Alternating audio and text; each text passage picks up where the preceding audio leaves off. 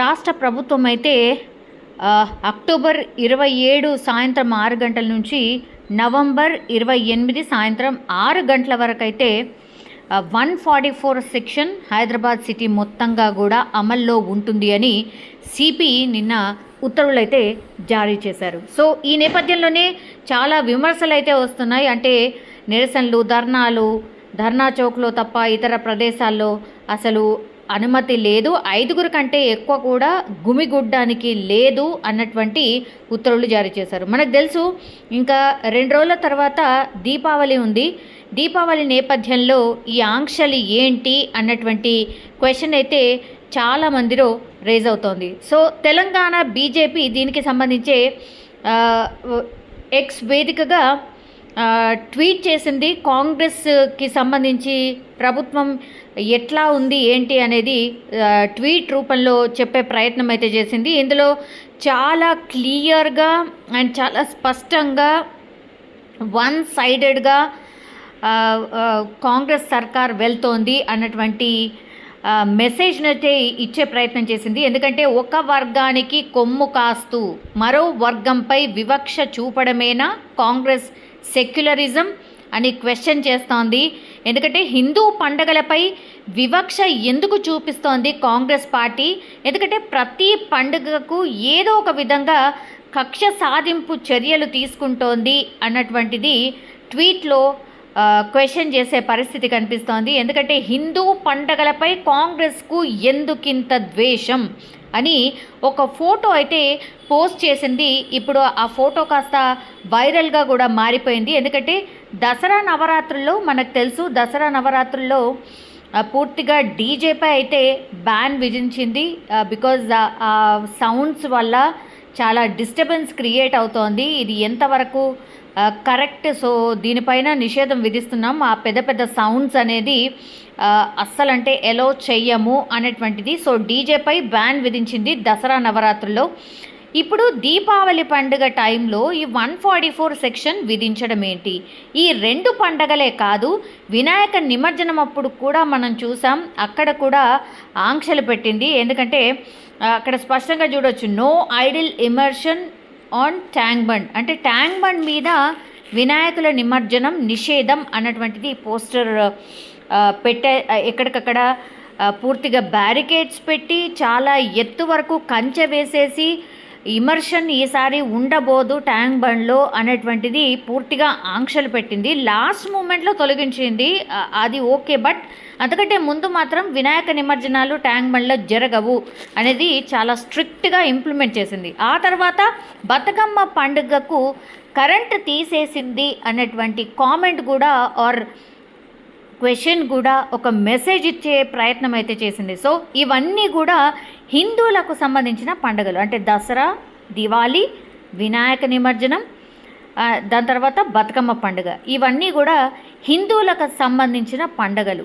ఈ పండుగల మీద కాంగ్రెస్ సర్కార్ వివక్ష చూపిస్తోంది. అందులో భాగంగానే ఇవన్నీ చేస్తోంది. పండగలకు, మన పండగలకే ఈ నిషేధం ఏంటి అనేటువంటిది ఈ పోస్టర్లో ఒక క్వశ్చన్ అయితే కాంగ్రెస్ పార్టీకి రేస్ చేస్తున్న పరిస్థితి. ఒక వర్గానికి కొమ్ము కాస్తూ మరో వర్గంపై వివక్ష చూపడమేనా కాంగ్రెస్ సెక్యులరిజం?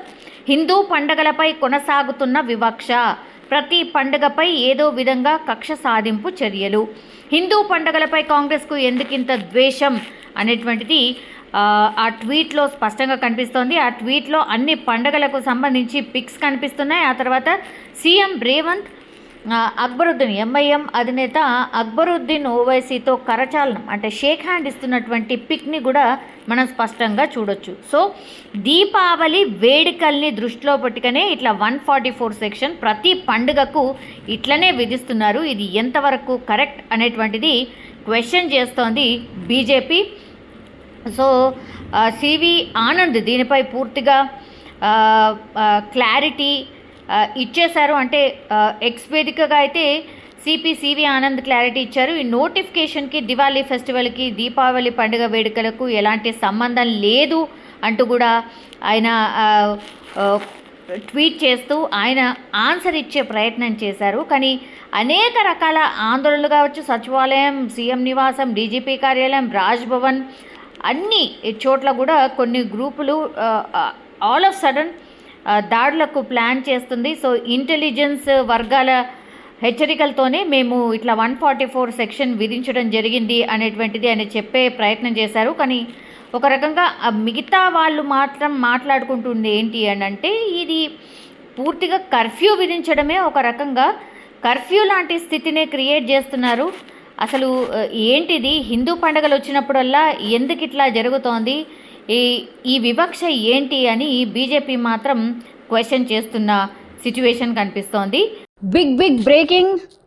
హైదరాబాద్ వాసులకు ఒక అలర్ట్ కూడా అనుకోవచ్చు. ఎందుకంటే సిటీ వ్యాప్తంగా అంటే హైదరాబాద్ మొత్తంగా కూడా 144 సెక్షన్ ఇంప్లిమెంట్ కాబోతోంది. ఇది నెల రోజుల పాటు ఉండబోతోంది. అంటే ఈ రోజు 27వ తారీఖు మొదలుకొని నెక్స్ట్ మంత్ 28వ తేదీ వరకు ఈ ఆంక్షలు ఉండబోతున్నాయి. అసలు ఏం జరుగుతోంది, ఎందుకని 144 సెక్షన్ విధించాల్సి వచ్చింది అనేటువంటిది ఇప్పుడు పెద్ద ఎత్తున చర్చ అయితే జరుగుతోంది. ఎందుకంటే నెల రోజుల పాటు ఆంక్షలేంటి, బికాజ్ నోటీస్లో హైదరాబాద్ సిపి సివి ఆనంద్ ఒక మీడియా ప్రకటన రిలీజ్ చేశారు.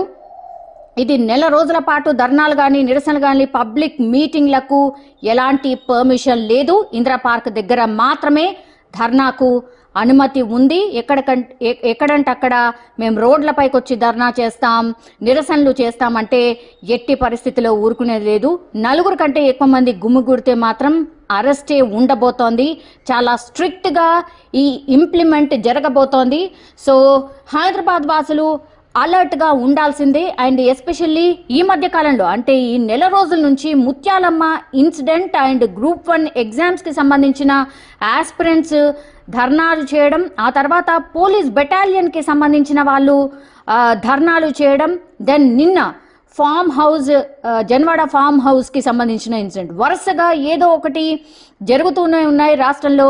సో చాలామంది అసలు పోలీసులు ఉన్నారా, శాంతి భద్రతలు ఉన్నాయా అన్నటువంటిది కూడా చాలామంది రాజకీయ నాయకులు అండ్ పబ్లిక్ కూడా మాట్లాడుతున్నటువంటి సిచ్యువేషన్ వచ్చింది. కాబట్టి దీన్ని పూర్తిగా కంట్రోల్ చెయ్యాలి అనేటువంటిది పోలీసులు అయితే దృష్టి సారించినట్టు స్ట్రిక్ట్గా దీన్ని ఇంప్లిమెంట్ చేయాల్సిందిగా అయితే పోలీసులకు కూడా ఒక ఆదేశాలు జారీ అయ్యాయి. అందులో భాగంగానే 144 సెక్షన్ని పోలీస్ శాఖ ఇంప్లిమెంట్ చేసింది. దీన్ని స్ట్రిక్ట్గా ఫాలో కావాల్సిందే. రాజకీయ నాయకుల, ప్రజల, లేకపోతే ఇంకా నిరసన తెలపాల్సిన వాళ్ళు ఎవరైనా ఉంటే కూడా ఈ రూల్స్ని అధిగమిస్తే మాత్రం 144 సెక్షన్, గతంలో ఇది 144 సెక్షన్, బట్ ఇది ఇప్పుడు 163 సెక్షన్గా మార్పు జరిగింది. అదేంటి అంటే దాంట్లో నోటిఫై కూడా చేశారు. ఇప్పుడు భారతీయ నాగరిక్ సురక్ష సంహిత 2023, ఎర్లియర్ ఇది 144 సెక్షన్ ఉండే, ఇది ఇప్పుడు 163 సెక్షన్గా మారిపోయింది. కాబట్టి దీన్ని పూర్తిగా చాలా స్ట్రిక్ట్గా ఇంప్లిమెంట్ చేయాల్సిందే అని పోలీస్ శాఖ నుంచి ఆదేశాలు అయితే జారీ అయ్యాయి. అండ్ దీని మీద ముఖ్యమంత్రి రేవంత్ రెడ్డి కూడా కొంత సీరియస్ అయినట్టుగా కూడా తెలుస్తోంది. అసలు ఎవరంటే వాళ్ళు ఎక్కడికక్కడ నిరసనలు చేస్తుంటే కూడా కనీస ఇన్ఫర్మేషన్ ఉండట్లేదు. ఇంటెలిజెన్స్ ఏం చేస్తోంది, అసలు పూర్తిగా ఇంటెలిజెన్స్ ఫెయిల్యూర్ లాగా కూడా అందరూ మాట్లాడుకుంటున్నటువంటి సిచ్యువేషన్ కనిపిస్తోంది. ఎందుకంటే ఏదైతే హోంశాఖ ఉందో, హోంశాఖ ముఖ్యమంత్రి దగ్గరే ఉంది, దానికి సంబంధించిన మంత్రి ఇంకా ఎవరూ లేరు. సో అందరూ మాట్లాడుతున్నారు, హోంశాఖ ఏం చేస్తోంది, ముఖ్యమంత్రి ఏం చేస్తున్నారు, సో అసలు శాంతి భద్రతలు ఉన్నాయా రాష్ట్రంలో, లేకపోతే గాలికి వదిలేశారా అన్నటువంటిది మాట్లాడుతున్న సిచ్యువేషన్. సో అందుకనే చాలా స్ట్రిక్ట్గా నెల రోజుల పాటు దీన్ని ఇంప్లిమెంట్ చేయాల్సిందే అనేటువంటిది ఒక టాక్. అండ్ పోలీస్ శాఖ నుంచి చాలా స్ట్రిక్ట్ ఇన్స్ట్రక్షన్స్ వచ్చాయి. కానీ నెల రోజుల పాటు ఎందుకని పెట్టారు అంటే పూర్తిగా ఒక కంట్రోల్లోకి తెచ్చుకునే ప్రయత్నం జరుగుతోందా అనేటువంటిది. కానీ రాజకీయంగా ఇంకో చర్చ కూడా నడుస్తోంది. నిన్న జన్వాడ ఫామ్ హౌస్లో జరిగినటువంటి ఇన్సిడెంట్ తర్వాత మొన్న పొంగులేటి శ్రీనివాస్ రెడ్డి ఏవైతే పొలిటికల్ బాంబ్స్ పేలబోతున్నాయి అన్నటువంటి మాట చెప్పారు. సో పొలిటికల్ బాంబ్స్ ఏమన్నా పేలబోతున్నాయా, అందుకనే ముందే పూర్తిగా పోలీస్ శాఖ తమ ఆధీనంలోకి తెచ్చుకునే ప్రయత్నం ఏమైనా జరుగుతోందా, నెల రోజుల పాటు ఈ ఆంక్షలేంటి అన్నటువంటిది కూడా ఒక టాక్ అయితే నడుస్తోంది. అంటే పూర్తిగా అందరి లీవ్స్ కావచ్చు అన్నిటినీ కూడా క్యాన్సిల్ చేసి పూర్తిగా ఆన్ డ్యూటీ ఉండాల్సిందే.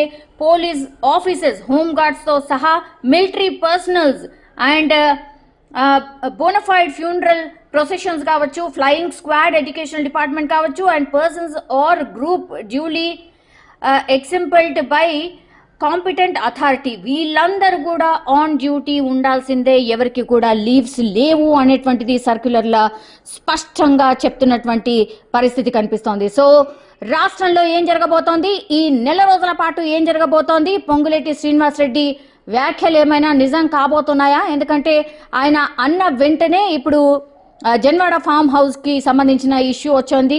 సో ఏమైనా జరగబోతోందా రాష్ట్రంలో ఈ నెల రోజుల పాటు అనేది కూడా చర్చ పెద్ద ఎత్తున నడుస్తోంది. ఆయన నిన్న స్వయంగా డీజీపీకే మాజీ సీఎం కేసీఆర్ కూడా మాట్లాడుతూ మా ఫ్యామిలీని టార్గెట్ చేస్తూ మీరేమైనా కుట్ర చేస్తున్నారా, రాజకీయంగా ఎదుర్కోక మీరు ఇవన్నీ దొడ్డిదారిన ఏదో ప్రయత్నం జరుగుతోందా అని డీజీపీకి స్వయంగా మాజీ సీఎం కేసీఆరే కాల్ చేసి మాట్లాడినటువంటి సిచ్యువేషన్ అయితే కనిపిస్తోంది. సో జన్వాడ ఫామ్ హౌస్ ఇష్యూలో ఏదైనా జరిగిందా అనే చర్చ కూడా పెద్ద ఎత్తున సాగుతున్న పరిస్థితి కనిపిస్తోంది. మరి రాష్ట్రంలో నెల రోజుల పాటు ఏం జరగచ్చు, పొలిటికల్ బాంబ్స్ ఏమైనా పేలబోతున్నాయా, ఈ చర్చ మాత్రం పెద్ద ఎత్తున ఇప్పుడు రాష్ట్రంలో నడుస్తోంది.